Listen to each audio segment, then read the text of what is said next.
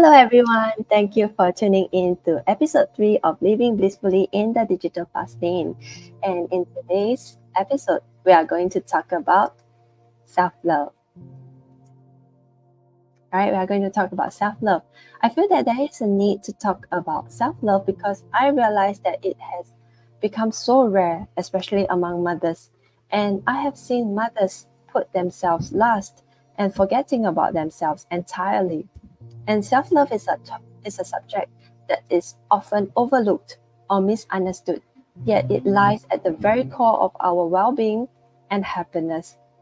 In a world that is constantly bombarding us with messages about who we should be, what we should look like, and how we should live our lives, it's easy to lose sight of the most important relationship we'll ever have, and that is the one with ourselves. Think about it. How often do we prioritize taking care of others, meeting deadlines, or pleasing others while neglecting our own needs and desires? How many times have we beaten ourselves up over perceived flaws and failures instead of showing ourselves the compassion and understanding we readily offer to others? The truth is, self love isn't just about indulging in bubble baths or treating ourselves to a nice meal. It is about cultivating a deep sense of respect, acceptance, and kindness towards ourselves. And it is the mindset about what we say to ourselves and how we feel about ourselves. If you are watching this, feel free to drop your comments and share your story or even your self love journey to inspire others. So let's dive in. Let's talk about self love. So, what is self love?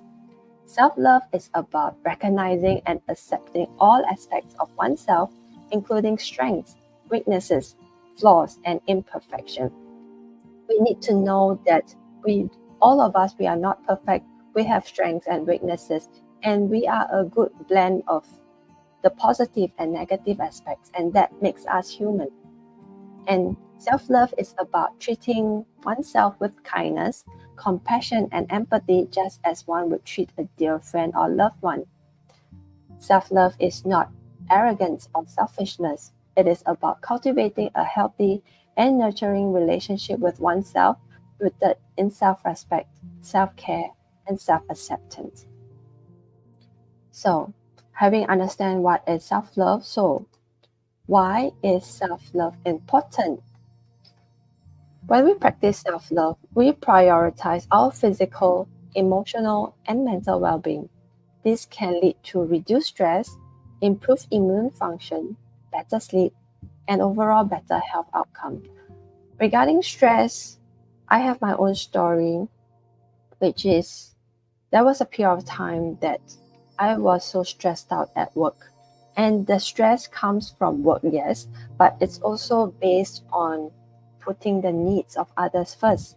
And there were expectations to meet, right?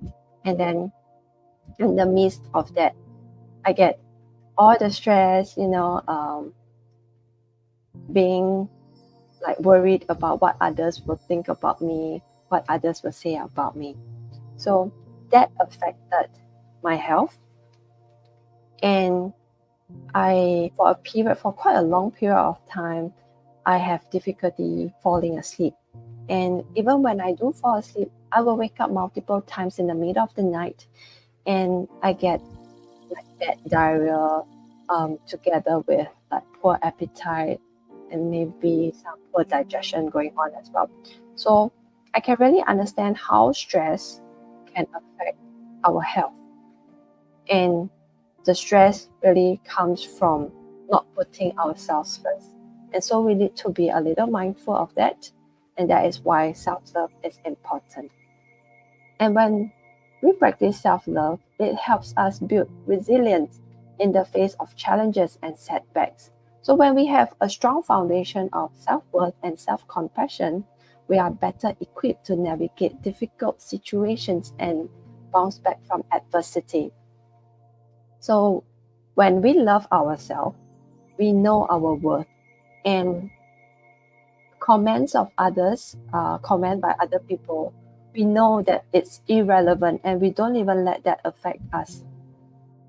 And shifting that focus back onto ourselves, we know that we embrace our own negative side, and we know where we stand. So we are able to change that focus back onto ourselves, get ourselves out of that negative thoughts and negative space, and really bounce back from it.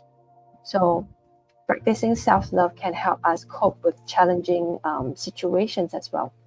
And also, when we love ourselves, we are able to show up authentically in our relationships with others. And it's about knowing how to set healthy boundaries, communicating effectively, and cultivating a deeper connection based on mutual respect and understanding.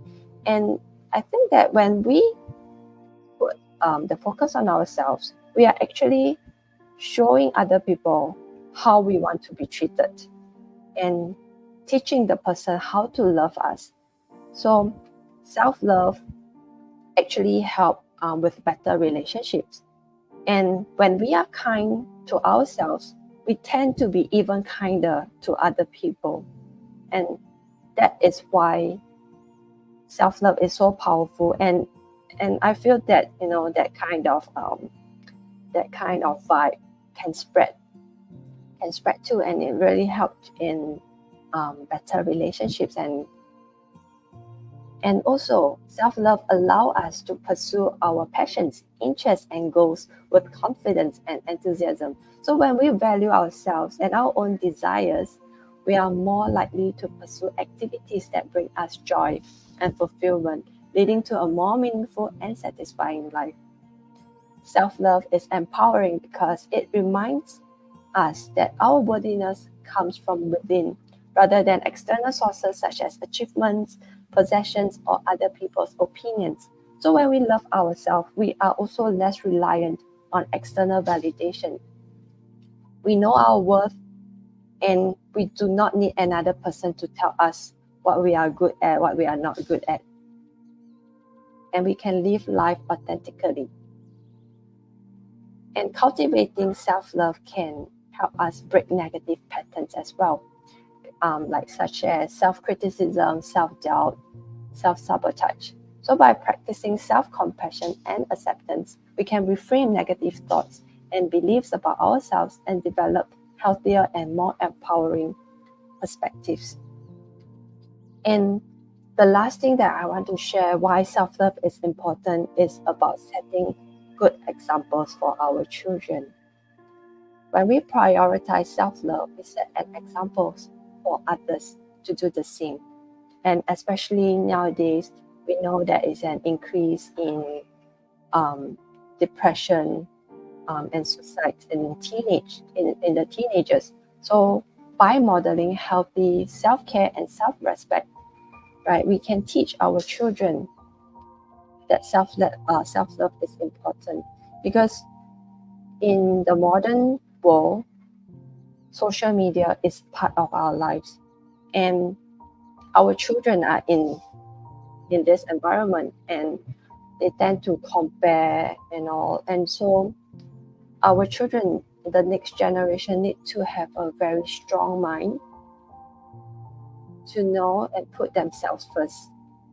And I believe that that will help our children in coping future difficult situations and challenges, and be not as affected to those negative comments and expectations of others. So I want to help my children in that way, and therefore, by myself practicing self-love, showing my boys what is self-love, I hope to help them, have a stronger mind to face the future world. Yeah, so having said all that, right, we want to know, how can we put self-love into practice? So what in action can we do for self-love? The first thing that we can do is self-acceptance. And it's about embracing oneself fully without judgment or criticism. This means acknowledging both positive and negative aspects of oneself and understanding that no one is perfect. So we are all a unique blend of positive and negative, and that makes us unique and that makes us human. So we need to celebrate our strength. At the same time, we can embrace our weaknesses as well. And we can practice self-compassion, offering oneself the same kindness and understanding that one would offer to a friend in times of need. So this involves being gentle with oneself during difficult times and treating oneself with patience and empathy. Many times we were there for our friend, we were there to say all the right things. And when the same thing happened to ourselves, most of the time we were not that kind. Most of the time there is a lot of negative emotions like guilt, frustration, blaming, of that kind. And we were not kind to ourselves. We don't give ourselves enough time, patience, and space to feel those emotions.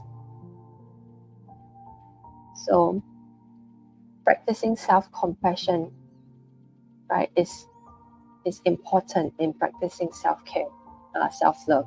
So we can also practice self-care, which is prioritizing one's physical, emotional, and mental well-being by engaging in activities that nourish and replenish our body, mind, and soul. And that is not just about treating ourselves to a nice meal, right? It's a lot of us, we treat self-care as treating ourselves to a nice meal. And I think it's so much more than that. And many people do that because I think that is convenient and easy, because regardless, we still need to eat, correct? And what happens after that? What happens after we treat ourselves to a nice meal, a huge meal, or even like unhealthy meal? What happens after that? There may be a group of people that they start feeling bad. They start feeling guilty, like, oh, I shouldn't have done that. I shouldn't have eaten that. And now I need to go on diet. I need to start exercising. To me, that is not self-care. To me, that is like feeling happy and celebrating at one moment, and then at the next moment you are punishing yourself.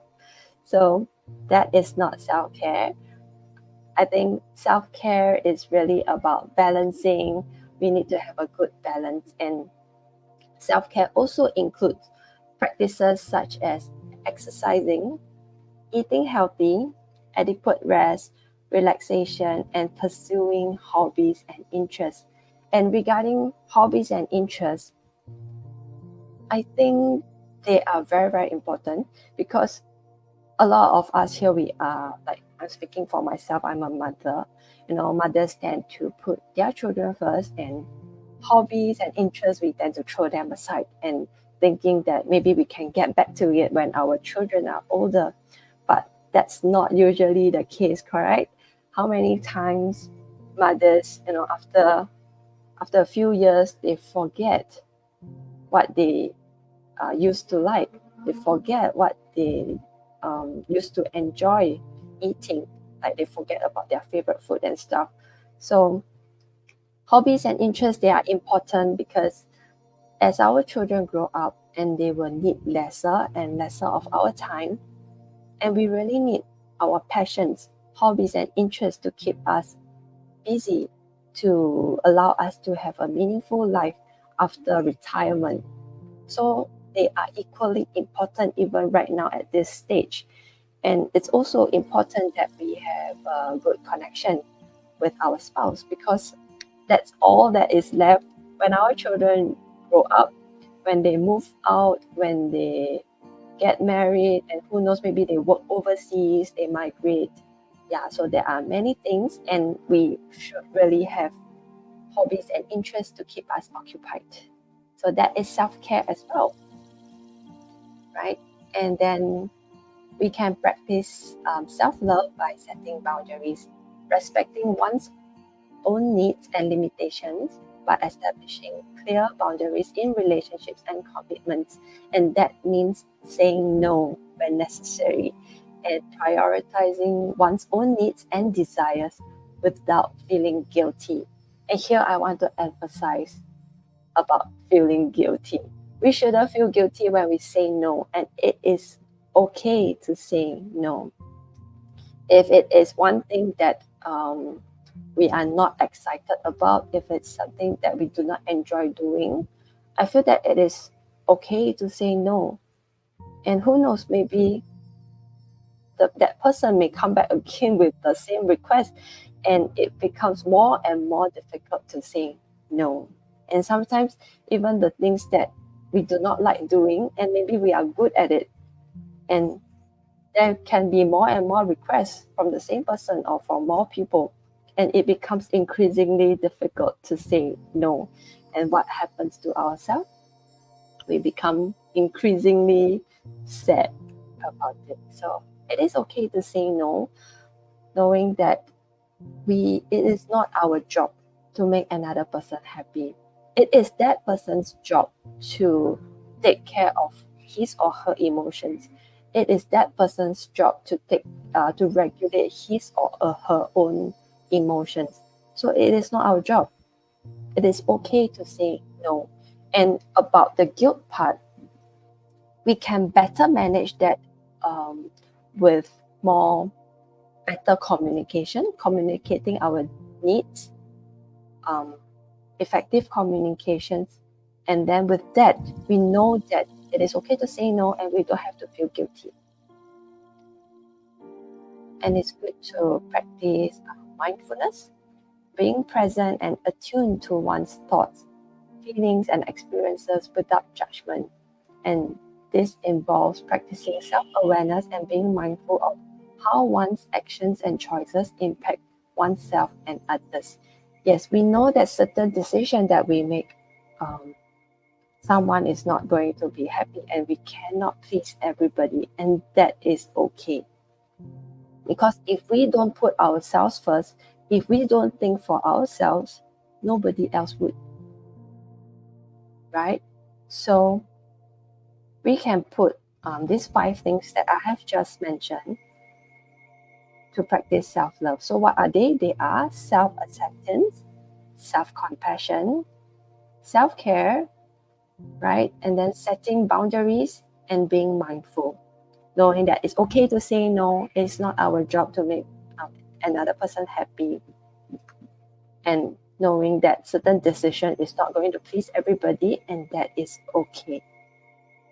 Right, so now we understand like what is self-love, why is it so important, and how can we put that into action. And then the next thing you may ask, but there are many challenges. So what are they? Right? So when we all of us, we face challenges when we want to practice self-love, and that is normal. And we are all guilty of that. The number one challenge is negative self-talk. Our inner critic can be relentless, feeding us negative thoughts, beliefs about ourselves. So overcoming self-doubt and learning to silence our inner critic is a major challenge in cultivating self-love.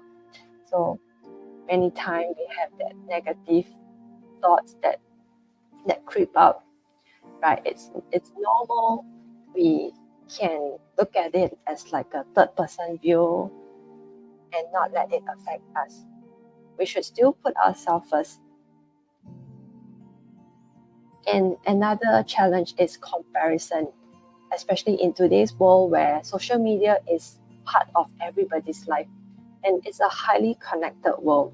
And what's there on social media is it's all about the nice things, everything nice, right? So nobody is going to post about their struggles, their challenges, or post about themselves crying in the corner, correct? So in this world right now, it is easy to compare ourselves to others, especially through social media. And that constant comparison can erode our self-esteem and make it difficult for us to appreciate our own unique qualities and strengths. So do not compare, right? Especially on social media. It's all the nice things on social media. Nobody has the time to post anything when they are facing difficulties, right? So we need to understand that. And another challenge is perfectionism. So striving for perfection can sabotage our efforts to practice self-love, as it sets unrealistic standards that are sometimes impossible to meet. We need to learn to embrace imperfection and accept ourselves as as we are, as this is the key to cultivating self-love. We need to know that we are not perfect. We have strength, we have weaknesses, and that makes us unique. And sometimes people just have past trauma, like past experiences of trauma, abuse, and neglect can significantly impact our ability to love and accept ourselves. Understand that healing from these past wounds are important to help us build self-trust and self-compassion.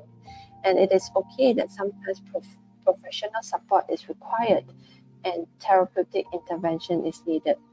So seek help if there is need, and knowing that this healing is very, very important. And sometimes there are external expectations like society norms, cultural expectations, and family dynamic can exert pressure on us to conform to certain ideals or roles, right? So it is important that we break free from these external expectations and live authentically to help us with self-love. I don't really have much solution to this because sometimes external expectations is just there. But what I can say is let that expectation stop at our generation and not bring this weight to our children. So we are there, we can help our children to live these expectations of them. And that is what I will do for my children as well. So we can help in the next generation. And there is also a small group of people that they feel guilt when they practice self-love. Right? Many people struggle with the feelings of guilt or selfishness when prioritizing their own needs and well-being. Understand that overcoming this guilt and recognizing that self-care is not selfish but necessary for overall health and happiness is a common challenge in practicing self-love. We don't have to feel guilty, like I mentioned earlier, that it is not our job to make another person happy. So it is okay to say no, and we can put ourselves first. And there is another group of people that they fear rejection, like the fear of rejection or judgment from other people can prevent us from being vulnerable and authentic and expressing our true self. So what I can say is that we stay true to ourselves, we be ourselves, and the right people will stay. And if, let's say, you do not like your true self, then maybe it's time for a change, right? You do not need to hide your true self. Just be yourself, and then the right people will stay. We don't need that many people in our lives. We just need people that is true to us, that care, that really, really care about us. And that is more important than having a group of people that don't even care about us. So overcoming this fear and building self-confidence to stand in our truth is crucial for cultivating self-love. So I am very passionate about like self-care, self-worth, and self-love. So why do I care about that? Is because I want to help people practice that, because I myself, I benefited from it, and I want more people to know that they do have a choice in life to put themselves first.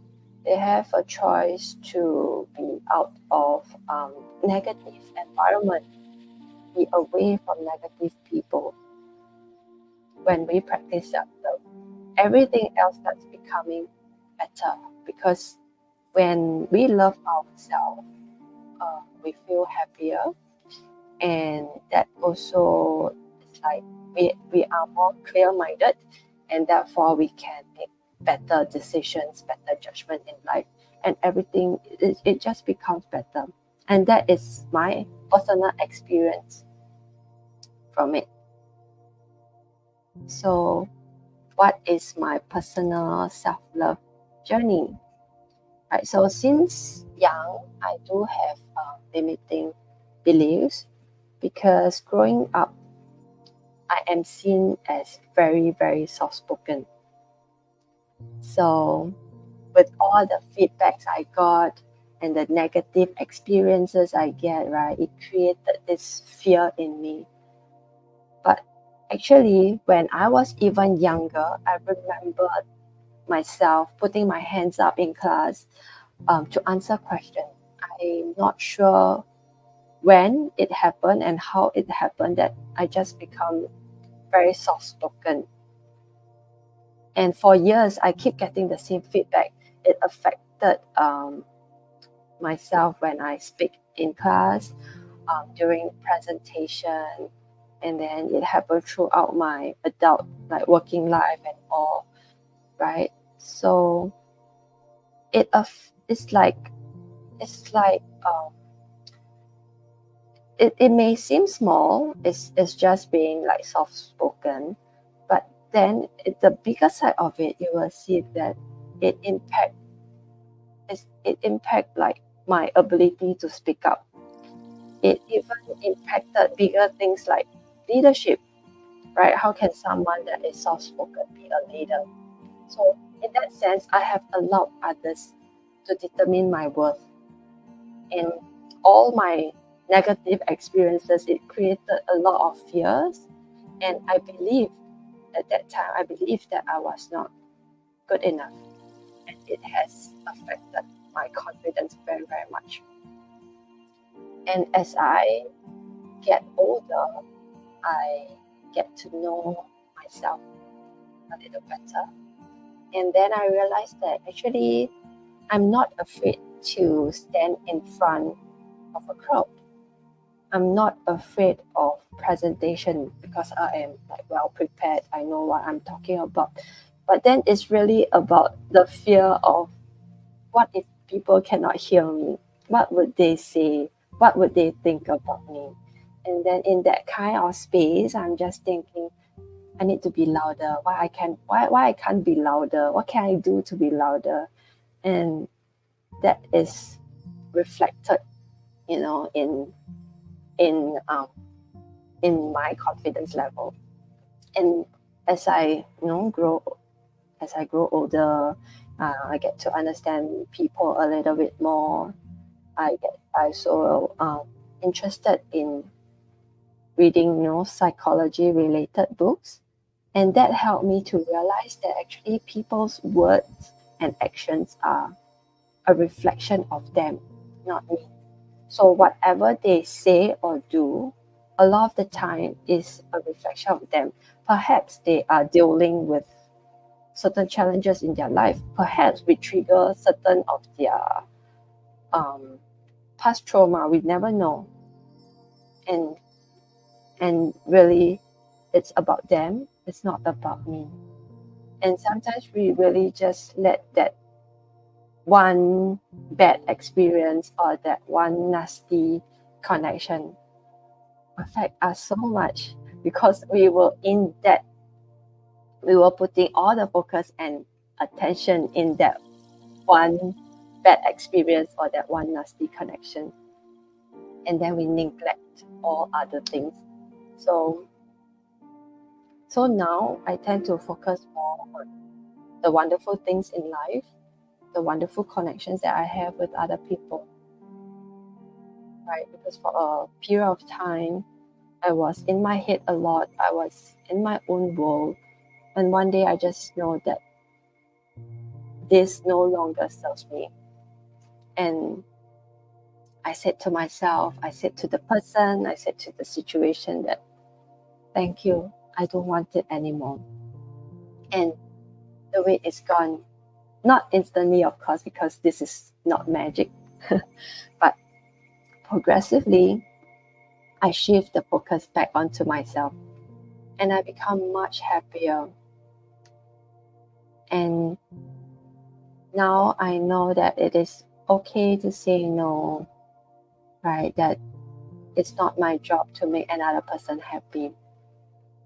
And then now I can recognize people in that kind of space, in that kind of bad energy, that I try to provide comfort to them because I want them to feel better.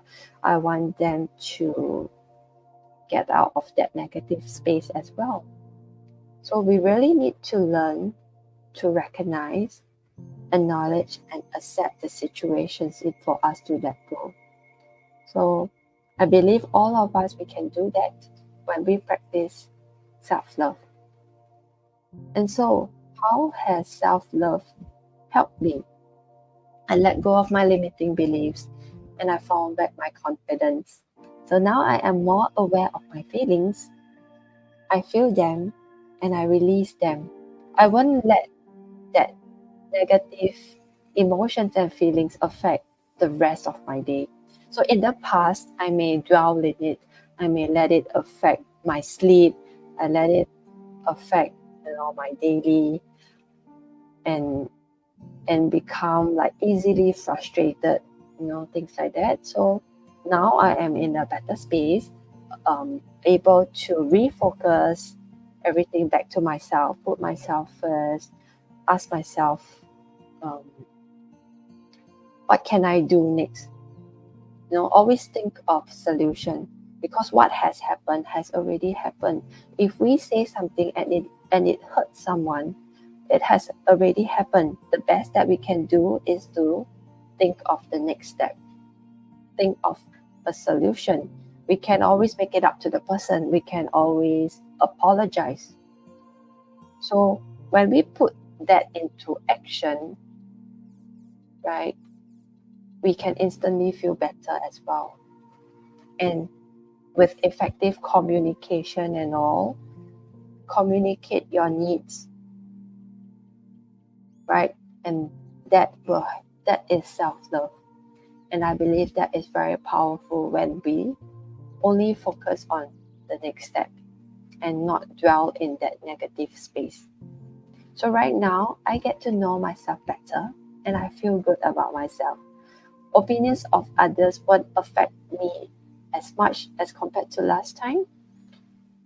I still feel them, right? Because I'm not cold and heartless right now, right? I still feel them. It's just that I won't let it affect me.